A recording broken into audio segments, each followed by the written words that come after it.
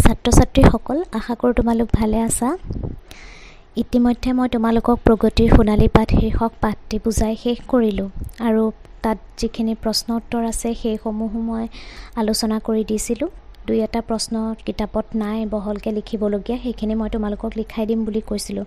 গতিকে সেই পাঠটোৰ বিষয়ে যদি তোমালোকৰ কিবা সুধিবলগীয়া আছে বা আমি আগতে স্কুলত পঢ়া এনেকুৱা পাঠ কিছুমানৰ বিষয়ে যদি তোমালোকৰ নুবুজা কিছুমান কথা সুধিবলগীয়া আছে, তেতিয়াহ'লে আজি মই এটা গ্ৰুপ নতুনকৈ ক্ৰিয়েট কৰিছোঁ হোৱাটছআপত আৰু লিংকটো দি দিছোঁ। বহুতে তাইক জইন কৰিছা আৰু বহুত জইন কৰিবলৈ এতিয়াও বাকী আছে। গতিকে তাত তোমালোকে নিজৰ নুবুজা কিবা কথা থাকিলে মোৰ লগত আলোচনা কৰিব পাৰিবা। আৰু আজি মই এটা নতুন পাঠ তোমালোকৰ মাজলৈ লৈ আহিছোঁ। পাঠটোৰ নাম হৈছে বস্তু বিজ্ঞান অধ্যয়ন, পৃষ্ঠা নম্বৰ 62। আগৰ যিখিনি আমি লেশ্যন পঢ়ি আহিছোঁ, প্ৰবন্ধ পঢ়ি আহিছোঁ, সেইখিনিতকৈ এইটো অকণমান বেলেগ ধৰণৰ বিজ্ঞানৰ বিষয়ে। ইয়াত কিছু কথা আছে, আভাস পাম, আমি পঢ়ি ভাল লাগিব। আৰু প্ৰথমতে পাঠটোৰ মূল কথালৈ যোৱাৰ আগত আমি লেখকৰ পৰিচয়টো অকণমান চাই লওঁ। লেখকজনৰ নাম হৈছে সত্যনাথ বৰা। তোমালোকে হয়তো তেখেতৰ নাম শুনিছা, কিছুমানে হয়তো শুনা নাই, একো ডাঙৰ কথা নহয়। সত্যনাথ বৰা হৈছে জোনাকীৰ কাকতৰ জৰিয়তে বা জোনাকী আলোচনীৰ জৰিয়তে, জোনাকী হৈছে অসমীয়া ভাষা উন্নতি সাধিনী সভাৰ মুখপত্ৰ।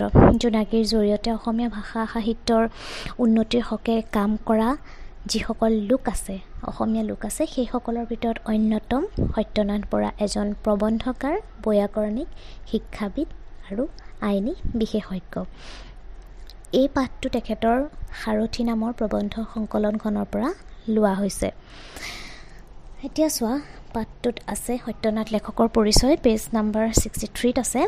সত্যনাথ বৰা জন্ম হয় গুৱাহাটীৰ ভৰলুমুখত। সত্যনাথ বৰাৰ চন দুটা ইয়াত দি থৈছে, 1860, 1925। যেতিয়া ব্ৰেকেটৰ ভিতৰত এজন মানুহৰ দুটা চন দিয়া থাকে, তাৰ প্ৰথম চনটো আমি জন্ম চন হিচাপে ধৰোঁ, পিছৰ চনটো আমি মৃত্যু চন হিচাপে ধৰোঁ। সেই হিচাপে চাবলৈ গ'লে সত্যনাথ বৰাৰ 1860 চনত গুৱাহাটীৰ ভৰলুমুখত জন্ম হয়। সৰুতে পিতৃ মাতৃক হেৰুৱাই খুৰাকৰ তত্বাৱধানত তেখেতে শিক্ষা লাভ কৰে। দুখৰ বিষয় যে সত্যনাথ বৰাৰ পিতৃ আৰু মাতৃৰ সৰুতে বিয়োগ হৈছে, গতিকে খুৰাকৰ লগত থাকি তেখেতে পঢ়া শুনা কৰি আগবাঢ়ে। 1889 চনত BL পৰীক্ষাত উত্তীৰ্ণ হৈ তেখেতে প্ৰথমে গুৱাহাটীত ওকালতি কৰে আৰু পাছত সাময়িকভাৱে আৰ্ল কলেজতো অধ্যাপনা কৰে। কিছুদিন তেখেতে কটন কলেজতো অধ্যাপনা কৰিছিল। এতিয়া শিক্ষাগত জীৱনৰ কথা উল্লেখ কৰিছে যে তেখেতে ল পৰীক্ষাত উত্তীৰ্ণ হৈ 1889 চনত প্ৰথমতে গুৱাহাটীত ওকালতি কৰে, উকিল হিচাপে তেওঁ জইন কৰে আৰু পাছত সাময়িকভাৱে কিছু সময়ৰ বাবে তেখেতে আৰ্ল কলেজত অধ্যাপনা কৰে আৰু তাৰ কিছুদিন পিছতে তেওঁ কটন কলেজতো অধ্যাপনা কৰিছিল। এইটো হৈছে তেখেতৰ বৃত্তিগত জীৱন। এতিয়া আহোঁ তেখেতৰ সাহিত্য কৰ্মৰ মাজলৈ। সত্যনাথ বৰাই ছাত্ৰ অৱস্থাৰ পৰা সাহিত্য চৰ্চাত মনোনিৱেশ কৰি প্ৰথমে গীত আৰু ভালেমান খুহুতীয়া কবিতা ৰচনা কৰিছিল।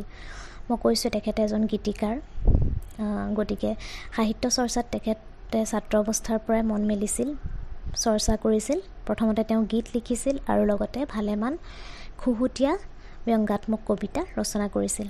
কিন্তু তেখেতৰ খ্যাতি প্ৰবন্ধকাৰ আৰু ব্যাকৰণবিদ হিচাপেহে। কিন্তু সত্যনাথ বৰা বুলি ক'লে মানুহে সাধাৰণতে তেখেতক এজন প্ৰবন্ধকাৰ আৰু এজন ব্যাকৰণবিদ হিচাপেহে বিশেষকৈ চিনি পায়। তো উল্লেখ কৰিবলগীয়া যে তেখেতৰ এখন গীতৰ পুথি, গীতাৱলী, প্ৰথম আধুনিক অসমীয়া গীতৰ পুথি হিচাপে আমি পাওঁ আৰু পৰৱৰ্তী পৰ্যায়ত তেখেতে কামৰূপীয়া গীত নামৰ এখন পুথিও লিখি উলিয়াইছিল।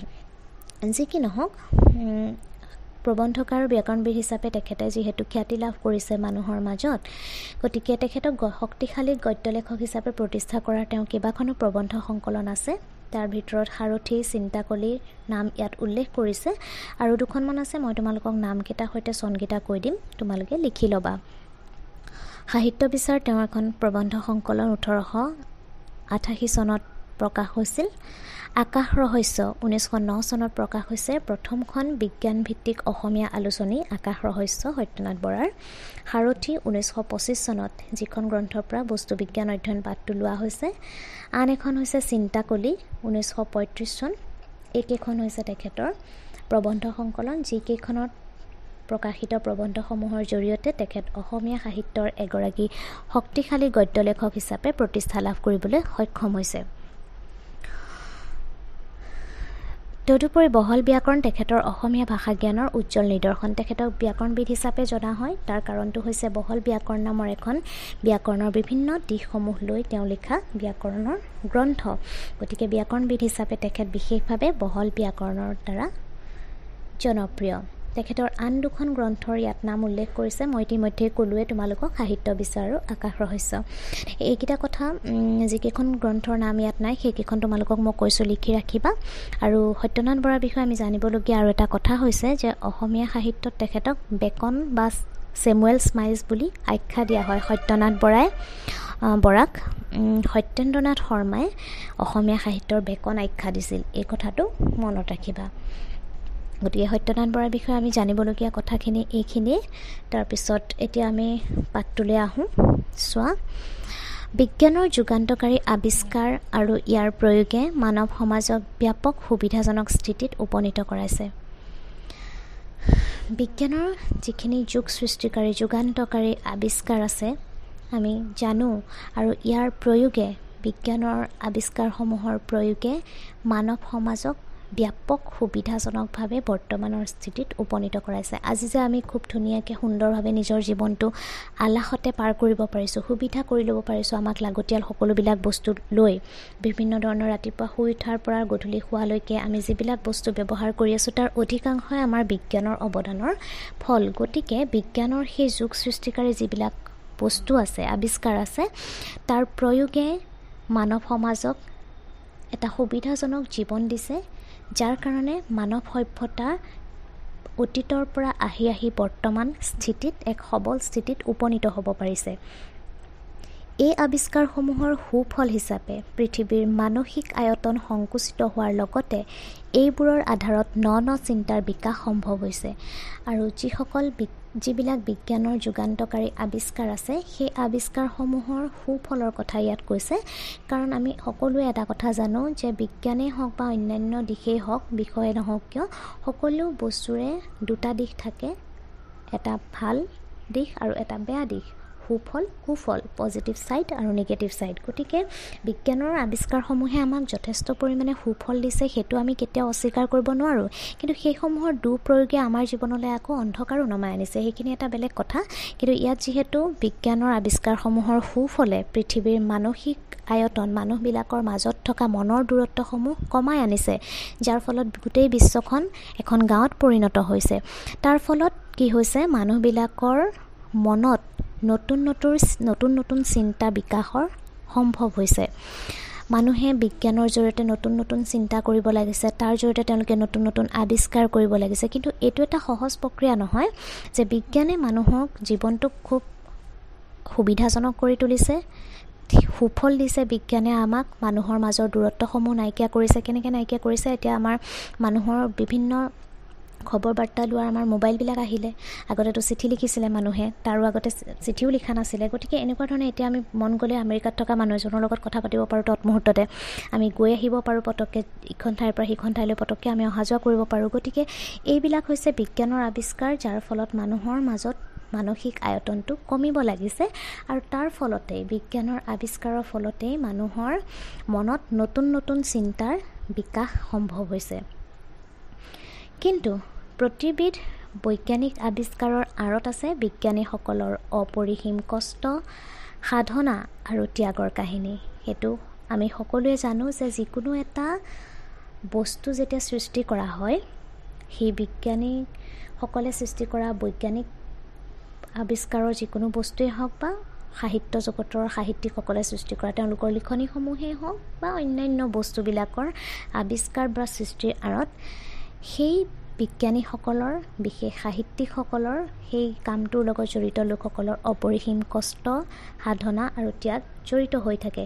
আৰু এই পাঠটো যিহেতু বিজ্ঞানৰ আধাৰত, গতিকে বিজ্ঞানীসকলৰ বিষয়ে ইয়াত কৈছে যে প্ৰতিবিধ বৈজ্ঞানিক আৱিষ্কাৰ উলিয়াওঁতে তাৰ আঁৰত পিছফালে বিজ্ঞানীসকলৰ ভাবিব নোৱাৰা ধৰণৰ তেওঁলোকৰ কষ্ট, কোনো পৰিসীমা নথকা কষ্ট তেওঁলোকৰ জড়িত হৈ থাকে। সাধনা, সেই কামটোত লাগি থাকিব পৰা যিটো একাগ্ৰতা, সেই একাগ্ৰতা আৰু লগতে তাৰ কাৰণে নিজৰ স্বাৰ্থ ত্যাগ কৰি তেওঁলোকে বিজ্ঞানৰ আৱিষ্কাৰত মনোনিৱেশ কৰে। তেওঁলোকে আমি যে আজি কাপোৰ ধুবলৈ সহজতে ৱাশ্বিং মেচিনটো পাইছোঁ, সেইটো সৃষ্টি কৰোঁতেও বা ফ্ৰিজটো সৃষ্টি কৰোঁতে বা ফোনত কথা পাতিবলৈ ফোনটো সৃষ্টি কৰোঁতে বিজ্ঞানীসকলৰ চিন্তা ধাৰণাৰ বিকাশ ঘটি ঘটি তেওঁলোকৰ কষ্ট, ত্যাগ, সাধনা তাত জড়িত হৈ আছে। গতিকে প্ৰতিবিধ বৈজ্ঞানিক বস্তুৰ আৱিষ্কাৰৰ আঁৰত বিজ্ঞানীসকলৰ কষ্ট, সাধনা আৰু ত্যাগ জড়িত হৈ থাকে। সেইটো আমি কেতিয়াও অস্বীকাৰ কৰিব নোৱাৰোঁ। কাৰণ অকল বিজ্ঞানৰ ক্ষেত্ৰতে নহয়, এতিয়া চোৱা, মই যদি তোমালোকক কওঁ যে তোমালোক ছাত্ৰ ছাত্ৰীসকল যিকোনো এটা বিষয়ৰ তোমালোকে এটা কবিতা মোক লিখি দেখুওৱা, তেতিয়াহ'লে তোমালোকে সকলোৱেতো কবিতা পটককৈ লিখি দিয়াটো সম্ভৱ নহয়, হয় নহয়? তাৰ কাৰণে আমি চৰ্চা থাকিব লাগিব, অকণমান সেই বিষয়ে আমি জানিব লাগিব কিছু কথা।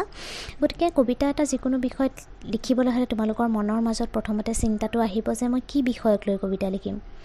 চিন্তা হ'ল, ঠিক কৰিলা, এটা বিষয় বাছি ল'লা, সেই বিষয়টো বাছি লৈ তোমালোকে সেই বিষয়টোক লৈ কি লিখিবা, সেইখিনি কথা তোমালোকৰ মনলৈ আহিলে, চিন্তা কৰিলা। তাৰপিছত তাত কি কি শব্দ তোমালোকে প্ৰয়োগ কৰিবা। আমিতো কথা পতাৰ নিচিনাকৈ যিকোনো শব্দ প্ৰয়োগ কৰি দিব নোৱাৰোঁ। লিখিত সাহিত্য আৰু মানে কৈ থকা মৌখিক সাহিত্য দুটা বেলেগ বস্তু। গতিকে কৈ থকা আৰু মৌখিকভাৱে কৈ থকা আৰু লিখাৰ মাজত পাৰ্থক্য আছে। যিহেতু তোমালোকে আকৌ লিপিবদ্ধ কৰিবলৈ হ'লে চিন্তা চৰ্চা কৰা বিষয়টোৰ কি কি কথা তোমালোকে তাত শব্দ লিখিবা, সেইখিনি লিখি উলিওৱাৰ পিছত এটা কবিতা যেতিয়া সৃষ্টি হ'ব, তেতিয়া তাত তোমালোকৰ কষ্ট, সাধনা জড়িত হৈ থাকিব, একেৰাহে লাগি থকাৰ প্ৰচেষ্টা তাত থাকিব। গতিকে বিজ্ঞানীসকলে আৱিষ্কাৰ কৰা বস্তুৰ আঁৰতো তেখেতলোকৰ অপৰিসীম কষ্ট আৰু সাধনা জড়িত হৈ থাকে। এই সাধনাৰ যাত্ৰা অবিৰত, আৰু তেওঁলোকৰ যি সাধনাৰ যাত্ৰা, সেই সাধনাৰ যাত্ৰা অবিৰত বুলি কৈছে। কাৰণ বৈজ্ঞানিক বস্তু এটা সৃষ্টি কৰাটো খুব কম সময়ৰ কথা নহয়, তাত এটা দীঘলীয়া পৰিক্ৰমা থাকে। সেই পৰিক্ৰমাটো কৰিবলৈ, সম্পূৰ্ণ কৰিবলৈ তেওঁলোকে সাধনা কৰিব লাগিব। আৰু সেই সাধনাৰ যিটো যাত্ৰা, সেই যাত্ৰাত তেওঁলোকে কোনো ধৰণৰ বিৰামহীনভাৱে বিৰতি নোলোৱাকৈ তেওঁলোকে তাত লাগি থাকিব পাৰে। সেইকাৰণে কোৱা হৈছে যে বিজ্ঞানীসকলৰ যি সাধনা, সেই সাধনা কিন্তু অবিৰত এক যাত্ৰা সদৃশ। মানৱ সভ্যতাৰ ন স্তৰত প্ৰতিটো বিষয় বা ক্ষেত্ৰত বিশেষ ধৰণৰ কাৰ্যই মানুহৰ বস্তু বিজ্ঞান অধ্যয়নক ভৱিষ্যতে অধিক সমৃদ্ধ কৰাত সহায় কৰিব। ইয়াত এটা কথা উল্লেখ কৰিছে যে মানৱ সভ্যতাৰ নতুন নতুন স্তৰত চামে চামে মানুহৰ পৃথিৱীলৈ আগমন ঘটে, চামে চামে মানুহৰ মৃত্যু ঘটে। চিভিলাইজেশ্যনবিলাক, সভ্যতাবিলাকো তেনেকুৱা ধৰণৰ নতুন নতুন স্তৰ তাত আহে বিভিন্ন ধৰণৰ। আৰু প্ৰতিটো বিষয় বা ক্ষেত্ৰত বিশেষ ধৰণৰ কাৰ্যসমূহে মানুহৰ বিজ্ঞানভিত্তিক অধ্যয়নক আৰু অধিক সমৃদ্ধ কৰি তোলাত সহায় কৰিব বুলি কৈছে। কাৰণ মানৱ সভ্যতাৰ বিভিন্ন স্তৰত বিজ্ঞানে এনেকুৱা ধৰণে সহায় কৰিছে বা এনেকুৱা ধৰণে ভৱিষ্যতলৈও সহায় কৰিব যে তাত মানৱ সভ্যতা অধিক বেছি সমৃদ্ধিশালী হ'ব। এতিয়া আমি যেনেকুৱা ধৰণে জীৱনটো বিজ্ঞানৰ আৱিষ্কাৰসমূহৰ পৰা বা তাৰ পৰা অনুপ্ৰেৰণা পাই আমি চিন্তা চৰ্চা কৰি জীৱনটোক আগবঢ়াই নিছোঁ, আজিৰ পৰা আৰু এটা মানে সময়ৰ পিছত, বহুত বছৰৰ পিছত মানৱ সভ্যতাত আকৌ কি হ'ব, বিজ্ঞানৰ অধ্যয়নে মানুহক আৰু অধিক সমৃদ্ধিশালী কৰাত সহায় কৰিব। এতিয়া এইখিনি হৈছে আমাৰ পাঠটোৰ বিষয়ে আভাস দিয়া কিছু কথা। এতিয়া মূল পাঠটোলৈ আমি আহোঁ। তাত চোৱা তোমালোকে, বিজ্ঞান শাস্ত্ৰ জ্ঞানৰ ভঁৰাল। ইয়াৰ বলত মানুহে অদ্ভুত অদ্ভুত কাম কৰিব লাগিছে। ৰেল, জাহাজ, টেলিগ্ৰাফ, ফটোগ্ৰাফ, টেলিফোন, গ্ৰামোফোন, অনুবীক্ষণ, দূৰবীক্ষণ, সম্প্ৰতি ওলোৱা বিমান, নানাবিধ ঔষধ আৰু নানা ৰকম চিকিৎসাৰ প্ৰণালী, এই আটাইবিলাক বিজ্ঞান চৰ্চাৰ ফল। এতিয়া বিজ্ঞান শাস্ত্ৰ জ্ঞানৰ ভঁৰাল, সমগ্ৰ বিজ্ঞান বিষয়টোক যদি আমি এখন শাস্ত্ৰৰ লগত তুলনা কৰোঁ, জ্ঞানক এটা ভঁৰালৰ লগত ইয়াত তুলনা কৰিছে। এটা ভঁৰালত যেনেকৈ খেতিয়কে খেতি কৰি ধানসমূহ গোটাই থৈ বছৰটোলৈ ধানৰ পৰা চাউল উলিয়াই ভাত খাই থাকে, ঠিক তেনেকুৱা ধৰণে বিজ্ঞান শাস্ত্ৰ অধ্যয়ন কৰিলেও আমি জ্ঞানৰ উমান পাব পাৰোঁ। জ্ঞানৰ ভঁৰাল সদৃশ জ্ঞান তাত জড়িত হৈ আছে। আৰু তাৰ ফলত মানুহে অদ্ভুত অদ্ভুত কাম কৰিব লাগিছে। মানুহৰ মনত নতুন নতুন চিন্তাৰ উন্মেষ ঘটিছে। চিন্তাৰ উন্মেষ ঘটাৰ লগে লগে তাৰ জৰিয়তে মানুহে নিতৌ অদ্ভুত অদ্ভুত কাম কৰিব লাগিছে। তাৰ ফলত কৈছে, তাৰ উদাহৰণ হিচাপে যে আজি আমি যাতায়াত ব্যৱস্থাটোক আমাক অধিক সুচল কৰি তুলিবৰ কাৰণে ৰেল আছে, জাহাজ আছে, বিভিন্ন ধৰণৰ দূৰ দূৰলৈ বাৰ্তা প্ৰেৰণ কৰিবৰ কাৰণে যন্ত্ৰ, টেলিগ্ৰাফ আছে, বিভিন্ন মুহূৰ্তবিলাকৰ স্থিৰ চিত্ৰ কেমেৰাত বন্দী কৰি ৰাখিবৰ কাৰণে ফটোগ্ৰাফ, ফোনোগ্ৰাফ বা গ্ৰামোফোন আছে,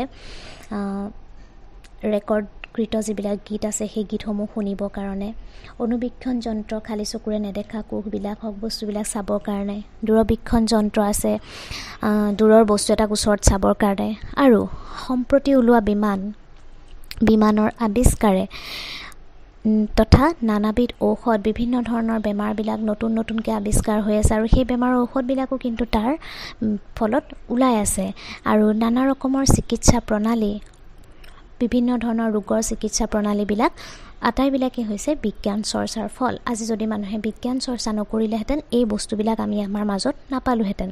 গতিকে বিজ্ঞানৰ চৰ্চাৰ ফল হিচাপে আমি আজি ৰেল জাহাজকে আদি কৰি সম্প্ৰতি উলিওৱা বিমান, নানাবিধ ঔষধৰ লগতে বিভিন্ন ৰকমৰ চিকিৎসা প্ৰণালীবিলাক আমি জানিবলৈ পাইছোঁ। বিজ্ঞান চৰ্চা কৰিলে প্ৰকৃতিৰ গুপ্ত তত্ত্ব ভেদ কৰিব পাৰি। এতিয়া কথাটো হৈছে যে বিজ্ঞানৰ চৰ্চা যেতিয়া কৰা হয় তাৰ ফলত প্ৰকৃতিৰ গুপ্ত তত্ত্বসমূহ ভেদ কৰিব পাৰি। আমি দেখি আছোঁ আমাৰ চাৰিওফালে প্ৰকৃতিয়ে নিজৰ নিয়ম মানি, দিন হৈছে, ৰাতি হৈছে, বৰষুণ দিছে, বতাহ বলিছে, ভূমিকম্প হৈছে, বানপানী হৈছে, এই প্ৰকৃতিৰ যিবিলাক গুপ্ত তত্ত্ব, কাৰণ আছে ন এটা সকলোবিলাক ঘটনা হৈ থকাৰ, সেই ঘটনাৰ অন্তৰালত যিখিনি কথা থাকে সেই কথা আমি বিজ্ঞান চৰ্চা কৰিলেহে গম পাওঁ। সূৰ্যটো ৰাতিপুৱা পূবফালে উদয় হয়, সূৰ্য কেলে উদয় হয়, দিনৰ ভাগত পোহৰ দিয়ে আমাক, ৰাতিৰ ভাগত আকৌ জোনে আমাক পোহৰ দিয়ে, হয়নে? ঠিক তেনেকুৱা ধৰণেৰে সকলো গ্ৰহ নক্ষত্ৰ নিজৰ নিজৰ কক্ষপথত বিচৰণ কৰি থাকে। সেই কথাবিলাক, বা দিন হয়, ৰাতি হয়, আন্ধাৰ হয়, পোহৰ হয়, এই সকলো বস্তুৰ আৱিষ্কাৰৰ লগতে প্ৰকৃতিৰ লগত যিবিলাক তত্ত্ব জড়িত হৈ আছে, গোপনীয় কথা আছে, তাৰ অন্তৰালৰ কাৰণসমূহ বিজ্ঞান চৰ্চাৰ জৰিয়তে আমি উলিয়াব পাৰোঁ, ভেদ কৰিব পাৰোঁ। অৰ্থাৎ প্ৰাকৃতিক ঘটনাবোৰৰ মূল কাৰণ জানিব পাৰি। অৰ্থাৎ প্ৰকৃতিত যিবিলাক ঘটনা নিতৌ ঘটি আছে, নিয়ম মানি প্ৰকৃতিয়ে যিখিনি কাম কৰি আছে, সেই ঘটনাবোৰৰ মূল কাৰণ কি আমি বিজ্ঞান চৰ্চা কৰিলে জানিব পাৰোঁ। আমাৰ সন্মুখত নানা ৰকম ঘটনা ঘটে, যেনে ঢোলত কোব মাৰিলে শব্দ উঠে, হাবিয়নিত চিঞৰিলে প্ৰতিধ্বনি হয়। এইবিলাক ঘটনা আমি দিনে নিশাই দেখি আছোঁ, কিন্তু কাৰণ সুধিলে ক'ব নোৱাৰোঁ। বিজ্ঞান শাস্ত্ৰ শিক্ষা কৰিলে এনেবিলাক ঘটনাৰ কাৰণ জনা যায়। এতিয়া কৈছে যে আমাৰ সন্মুখতে বিভিন্ন ধৰণৰ ঘটনাবিলাক ঘটি থাকে, যিবিলাক ঘটনা আমি মন নিদিওঁ, কেতিয়াবা মন দিওঁ, সেই ঘটনাবিলাক যে ঘটি থাকে, তাৰ ফলত উদাহৰণস্বৰূপে কৈছে যে ঢোলত যেতিয়া কোব মাৰি দিয়া হয়, যেতিয়া আমি ঢোলটো কেতিয়াবা বজাই দিওঁ, তেতিয়া সেই বজালে কেলে শব্দটো উঠে, হাবিয়নিত চিঞৰিলে প্ৰতিধ্বনি হয়, হাবিৰ মাজত যেতিয়া ঘন হাবি, ডাঠ হাবিৰ মাজত আমি চিঞৰোঁ, তেতিয়া মাতটো আমাৰ ইকো হৈ যায়। এই ঘটনাবিলাক দিনে নিশা আমি দেখি থাকোঁ, কিন্তু তাৰ কাৰণটো সুধিলে আমি ক'ব নোৱাৰোঁ, কেলে হয়, চিঞৰিলে প্ৰতিধ্বনি কেলে হয়, বা ঢোলটো যদি বজাই দিওঁ তাত শব্দটো কি কাৰণে হ'ল, এইখিনি কথা বা এনেকুৱা বিভিন্ন ধৰণৰ সৰু সৰু কথা আমি কাৰণটো নাজানো। কিন্তু বিজ্ঞান শাস্ত্ৰৰ শিক্ষা যেতিয়া আমি লওঁ, তেতিয়া এই সৰু সৰু ঘটনাবিলাকৰ কাৰণবিলাক আমি জানিব পাৰোঁ। সেইটো কাৰণে কৈছে যে বিজ্ঞানৰ জৰিয়তে প্ৰাকৃতিক ঘটনাবোৰৰ মূল কাৰণসমূহ জানিব পাৰি। বিজ্ঞানবিদ পণ্ডিতসকলে বিজ্ঞানৰ ফলত এই কাৰণ নিৰূপণ কৰি মনুষ্য জাতিৰ অশেষ উপকাৰ সাধিছে। শব্দতত্ত্ব নিৰূপণ কৰি টেলিফোনেৰে এঠাইৰ শব্দ আন এঠাইলৈ চলাব পাৰিছে, আৰু শব্দ ধৰি ফোনোগ্ৰাফ, গ্ৰামোফোন আদি যন্ত্ৰ নিৰ্মাণ কৰিছে। ৰশ্মিৰ তত্ত্ব নিৰূপণ কৰি ফটোগ্ৰাফ কৰিছে। দৰ্শন ক্ৰিয়াৰ তত্ত্ব নিৰূপণ কৰি দূৰবীক্ষণ, অনুবীক্ষণ আদি যন্ত্ৰ সাজিছে। বায়ুৰ তত্ত্ব নিৰূপণ কৰি তাক জুলীয়া অৱস্থালৈ আনিছে, আৰু আকাশত উৰি যোৱা বিমান প্ৰস্তুত কৰিছে। বিজ্ঞান চৰ্চাৰ পৰা আজি পৰিমিত প্ৰকৃতিৰ ইমানখিনি তত্ত্ব পোৱা গৈছে, আৰু চৰ্চা কৰি থাকিলে আগলৈ যে কিমান নতুন ৰহস্য বিদিত হ'ব তাক কোনে ক'ব পাৰে। এটা কথা কৈছে লেখকে যে বিজ্ঞানবিদ পণ্ডিতসকলে বিজ্ঞানৰ ফলত, বিজ্ঞান শাস্ত্ৰ অধ্যয়নৰ ফলত তেওঁলোকে তাৰ কাৰণসমূহ নিৰূপণ কৰিছে, ধাৰ্য কৰিছে, আৰু সেই নিৰূপণ কৰা যিখিনি কাৰণ তেওঁলোকে উদ্ভাৱন কৰি উলিয়াইছে, সেই কাৰণখিনিয়ে মানৱ জাতিৰ অশেষ উপকাৰ কৰিছে, মানৱ জাতিৰ কল্যাণ সাধিছে। কি কাৰণে কল্যাণ সাধিছে? যে টেলিফোনটো আৱিষ্কাৰ কৰিবলৈ হ'লে টেলিফোনৰ জৰিয়তে এঠাইত থকা মানুহৰ লগত আন এঠাইৰ মানুহে কথা পাতিব পাৰে। গতিকে সেইটো কেনেকৈ সম্ভৱ হৈছে? শব্দতত্ত্বৰ তাত্ত্বিক যিখিনি বিজ্ঞানৰ কথা, সেই কথাখিনি তেওঁলোকে পঢ়া শুনা কৰি তাৰ ফলত টেলিফোন তেওঁলোকে নিৰ্মাণ কৰি উলিয়াইছে, আৰু সেই টেলিফোনৰ শব্দতত্ত্বৰ জৰিয়তে সেই শব্দসমূহ আন এঠাইলৈ চলাব পাৰিছে। আৰু ঠিক তেনেকুৱা ধৰণেৰে শব্দ ধৰি ফোনোগ্ৰাফ, টেলিফোনেৰে ফোনোগ্ৰাফ, তাৰপিছত গ্ৰামোফোন আদি যন্ত্ৰ নিৰ্মাণ কৰিব পাৰিছে। ফোনোগ্ৰাফ বা গ্ৰামোফোন প্ৰায় একেই হয়, যিটোৱে ৰেকৰ্ড কৰি থোৱা গীতসমূহ শুনিব পাৰি। সেইটো শব্দতত্বৰ লগতে জড়িত। টেলিফোন যেনেকৈ শব্দতত্বৰ নিৰূপণ কৰি আৱিষ্কাৰ কৰা হৈছে, ঠিক তেনেকুৱা ধৰণে ফোনোগ্ৰাফ বা গ্ৰামোফোনো একে। আৰু ৰশ্মি তত্ত্ব নিৰূপণ কৰি ফটোগ্ৰাফ কৰিছে। এখন কোনো মুহূৰ্ত আমি এতিয়া মোবাইলত খুব ফটো উঠি থাকোঁ, কেমেৰাত আগৰ দিনত ফটো উঠি থাকে, এই ফটোগ্ৰাফবিলাক ধৰি ৰাখিবৰ কাৰণে তাত এটা ৰশ্মি তত্ত্ব নিৰূপণৰ কিছুমান তাত্ত্বিক কথা থাকে। গতিকে সেই বৈজ্ঞানিক কথাসমূহ ৰশ্মি তত্ত্ব নিৰূপণ কৰি ফটোগ্ৰাফ কৰিব পাৰিছে। তাৰপিছত দৰ্শন ক্ৰিয়াৰ তত্ত্ব নিৰূপণ কৰি কেনেকৈ দূৰৰ বস্তুটো ওচৰত চাব পাৰি, সেইখিনি কথা, তাৰ তাত্ত্বিক কথাখিনি। আমিতো বস্তুটোহে চাওঁ দূৰবীক্ষণৰ জৰিয়তে কেনেকৈ ওচৰত চাওঁ, কিন্তু তাৰ অন্তৰালত যিটো কাৰণ জড়িত হৈ আছে সেইটো আমি নাজানো। ঠিক তেনেকুৱা ধৰণে অনুবীক্ষণ যন্ত্ৰত সাজিছে। বায়ুৰ তত্ত্ব নিৰূপণ কৰি জুলীয়া অৱস্থালৈ আনিছে। আকাশত উৰি যোৱা বিমান প্ৰস্তুত কৰিছে। এনেকুৱা ধৰণৰ বিজ্ঞানৰ কাৰণ নিহিত হৈ থকা যিখিনি ঘটনা আমাৰ মাজত ঘটি আছে, সেইখিনিয়ে মানৱ জাতিৰ যথেষ্ট উন্নতি সাধন কৰিছে বুলি ইয়াত ক'ব খুজিছে।